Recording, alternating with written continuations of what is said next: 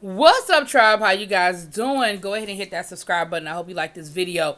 This is going to be Chasing Dallas season 2 episode 2. So we pick up this episode with the fellas headed down the road down to Houston. There's something called Houston Splash. I guess it's an event down on the beach. Look, charge it to my non-geography skills. I didn't even realize Houston had the beach like that, but they were down to the beach.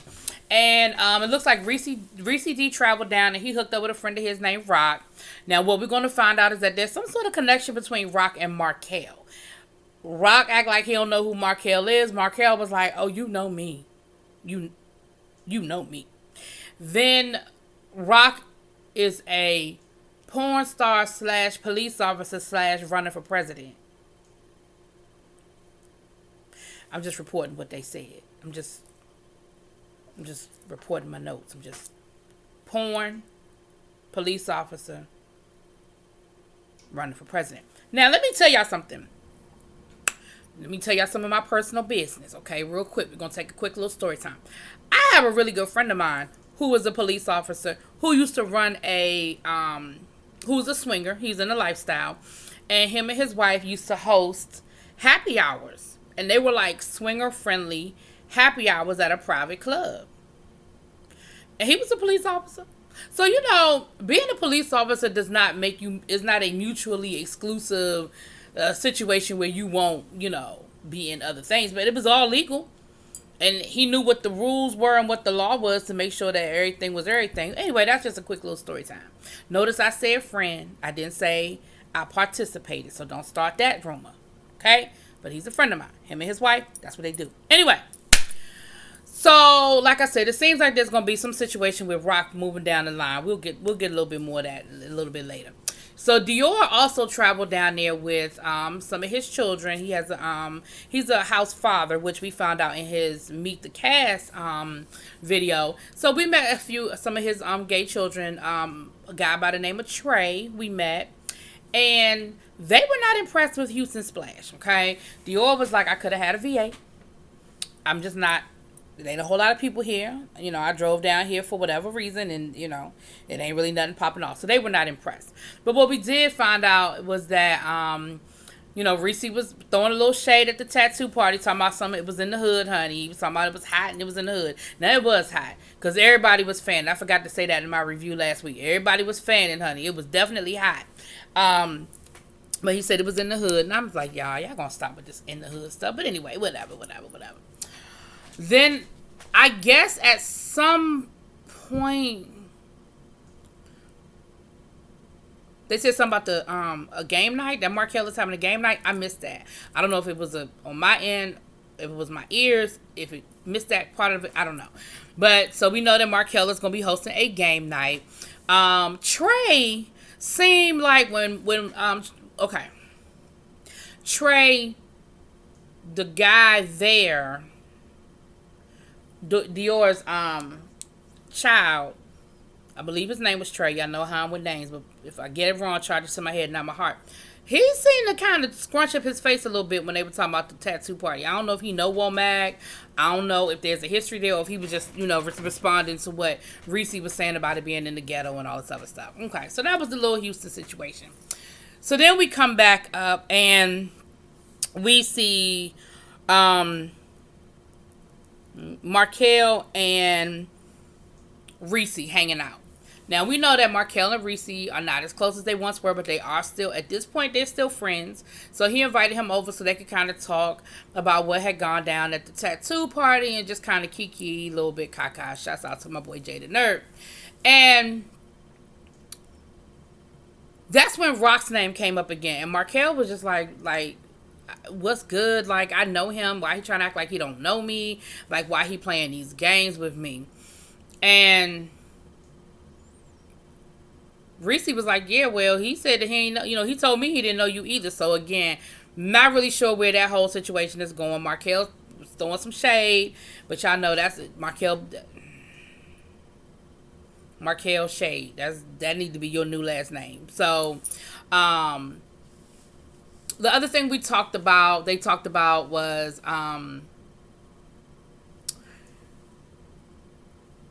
Markel's movie. They Reese was like, when we gonna get a preview of that? They talked about that. They talked about why they said that Rock spelled America wrong on his running for president post. That's just a little sidebar. They were also talk. Oh, okay, that was the other thing we talked about. I knew it was something else, y'all. The whole Aubrey situation. Okay, so from what I deduced, Aubrey had gone to Atlanta. Him and Gardini had a conversation. From that conversation, Gardini called up Reese G and was like, look, Aubrey talked to me about you, talked about the situation. You need to bring Aubrey back on the show. Like, I really think that, y'all can probably work through whatever problems y'all have, and you need to go ahead and talk to this man about bringing him back on the show. So when Aubrey saw Reese at the tattoo party, Aubrey was kind of like, so you said you wanted to talk to me? Now, we were playing games with a little semantics because Reese said he did want to talk to Aubrey, but he wanted to talk to him about business, not private. And so, Markel was like, you just playing games with words because you did say you wanted to talk to the man. He was there. You could have went on and talked to him. It didn't have to turn into a whole scene. But Reese was like, I just want him to understand that this wasn't nothing personal, that I ain't trying to be his friend again. I'm not trying to bring him back in my life. But I did want to talk to him about maybe coming back on the show. So that's how Gardini got into this. Because remember last week, I was like, How is Chasing Atlanta all up in this? So that's kind of how that went down. The Markel talked about his game night, that, he was doing his game night and all that good stuff. It was something else that went down in this scene, y'all. Markel had to take his nose ring out. Now, I don't know if it was my ears this episode or if really he started talking about he was taking this medication for his skin because he has really bad skin, which I never knew that. And that the medication had really bad side effects, which I'm thinking, what do you have that you taking some medicine that he said it was hurting his knees and he, sometimes couldn't get out of bed. And I'm like, your skin can't be that bad that the side effects of something you taking is that like...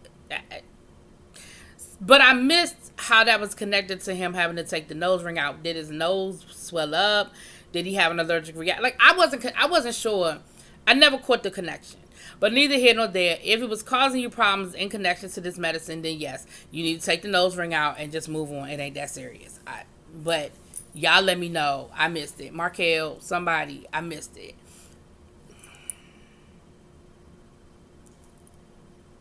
I missed it. Okay. Then we have a scene with George and his best friend Duran. They talked about the whole Kane situation. George was saying, now George's version of the story was he did ask Kane what he did, and yeah, he did kind of say, well, what is it that you do? Like, basically, like, he was moderating the conversation so that everybody would know the answer. Like, I know the answer, but for everybody who don't know the answer, why don't you tell everybody what it is you do?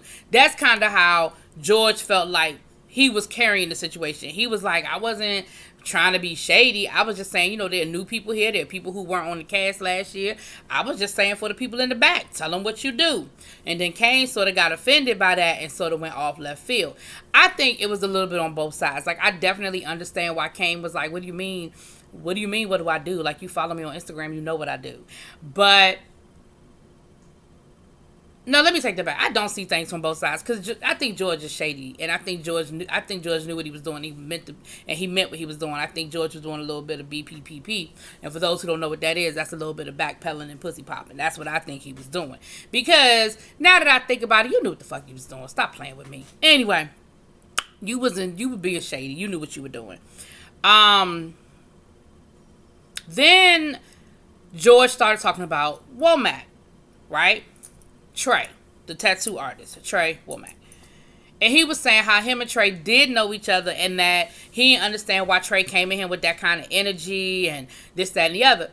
Well, from where I sit, once he started talking about the fact that they know each other and how they spent time together and he said they never really did the do, but they've hung out a couple of times and that they're really cordial. They're not friends, but definitely have seen each other out and about and have talked before. So then when they went back and showed the replay of George and Trey was talking, threw some shade at him about being a mortician, then I felt like that was just jokey joke, fun fun joke kind of stuff. Like, in my mind, I was like, he was just throwing a little bit of shade. Like, if I had a friend who was a funeral director, I'd probably throw a couple of jokes at them about doing makeup and that kind of stuff, even though that's not technically what he does. Y'all understand what I'm saying? It is what it is. So I was like, George, you're playing games. You know what it is. Now, his friends sort of hinted at liking Trey or something dealing with Trey. And George was like, well, we don't cross over. So if he dated Trey, it's not a problem for me because me and Trey never dated. And if him and my best friend, did something, then that's the end of that. I would never cross that line and whatever. Okay. Miss Ariel O'Hare. Okay, Miss Ariel O'Hare almost took me there this episode. Okay, Miss Ariel, you was showing me a little different side of you. Because, last week I was kind of saying you was throwing some shade and I wasn't too sure where you was coming from with it. But tonight you gave me a little something different. So we see Ariel O'Hare meeting up with her sister, Lana O'Hare. And Lana has to get a look together for an event that she's going to with her husband. And, you see them kind of, she showed her the picture and them kind of joking with each other and everything.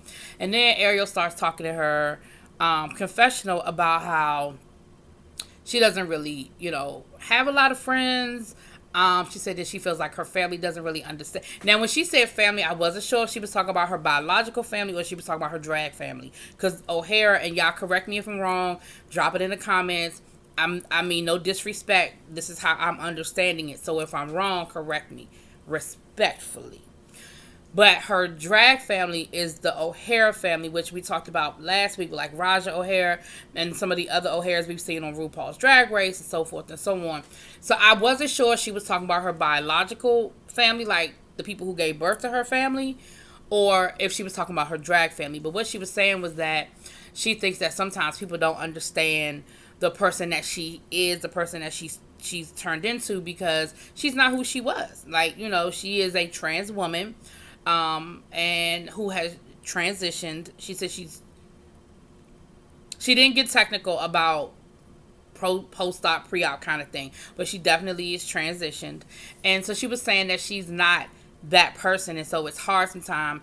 And then she went on to just talk about how she doesn't have a lot of friends because she doesn't feel, because it's hard for her. I don't want to put words in her mouth, but the way I understood it was, excuse me, she just doesn't feel that she belongs in any one group. She doesn't always feel comfortable hanging out with the women. She doesn't feel comfortable hanging out with the men. She's sort of kind of on an island, and she, and she got really sad as she was talking. Like, you could see she was getting emotional, and she got really sad. And she sort of threw a little bit like, well, I don't know if it's jealousy or if it's that. But I saw past that, because I don't think I think she just threw that out there, in my opinion. I think she really, and y'all know I always, those of you who follow me, I always go back to when I hear things like this in my mind, I always go to my students. And I have students who, I don't ask them questions, but I have students who clearly are figuring things out. I have male students who wear makeup. I have male students who carry purses and wear, female clothes. And that doesn't mean that they are going to end up being transgender, but they clearly are playing with the norms of society and playing with the lines. Y'all know what I'm saying? And so I always think of them when I hear these stories, and it just breaks my heart. And she kind of got me for a minute, y'all. She did. I ain't gonna lie. I was like, oh, So definitely getting a little bit more, a little bit more of her story and understanding a little bit more. Maybe why, she has a little bit of a quick tongue a little bit. Then we have a conversation with Kane and Womack. Now, Trey. I'm going back and forth between Trey and Womack because it seems like they call him Womack on the show, but he was introduced to us as Trey. So, okay. But Trey is a tattoo artist, and we know Kane. And they were out, they had a conversation, and Kane and Womack know each other from when Kane used to work at Steve Madden. Womack would come in there, and he was a regular customer, so they kind of got to know each other and built, it sounds like they have an associative relationship. I don't think either one of them would call each other friends, at least at this point in the show. But they definitely knew each other on a friendly basis, right? So They got to talking about the whole tattoo party and things of that nature. And of course, they were talking about George too. Come to find out, honey, George done been creeping in everybody's DMs, okay? Now, he was, creeping in Trey's DMs. According to Kane, he was creeping in his DMs. Trey had the receipts. Kane said he'd delete that kind of shit. But they basically were talking about, why George playing these games like he don't know nobody, knowing that he knows us, knowing we've had moments, and Kane was saying how, he's just trying to use me for clout. He's just trying to, he's trying to come in like as the new guy, trying to make a name for himself, on my back and, that kind of thing. If y'all saw Kane's review of the show last episode, y'all definitely know where I'm coming from.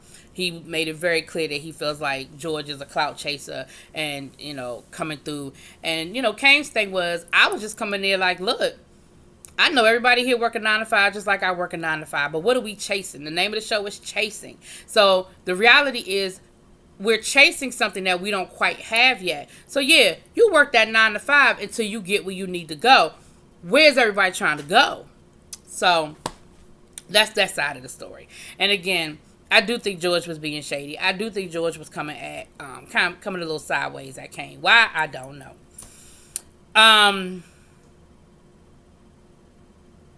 Yeah, that's pretty much that. Then we had game night, at least the beginning of game night, because it looks like game night's going to be continued next week. But we have the beginning of game night. And everybody was there, and everybody looked like they were having a good time. They showed scenes of different games and things like that. Looked like they were having a good time. So then we see at a certain point, I guess there was like a little lull in the activities. And what we see was George and Kane talking. And George telling Kane that he feel like he owes him an apology. And Kane was like, yeah, you be in the ground 6 feet under before you get that apology. Wait on it. And I kind of feel Kane on that. What does it need? What does Kane need to apologize to you for? I think, if anything, both of y'all sort of, maybe got off to the wrong foot. Maybe there was a misunderstanding. I don't know. But I don't feel like anybody owes anybody an apology per se. I think maybe a conversation needs to be had and maybe an apology on both sides to say, look, if you felt like I came at you sideways, I really wasn't. I really was just trying to, spark a conversation. And, from the other side, well, if you feel like I jumped the gun a little bit or took it too seriously, that wasn't my intention. But as far as you owe me an apology because you did something to me, I don't really feel like it's that.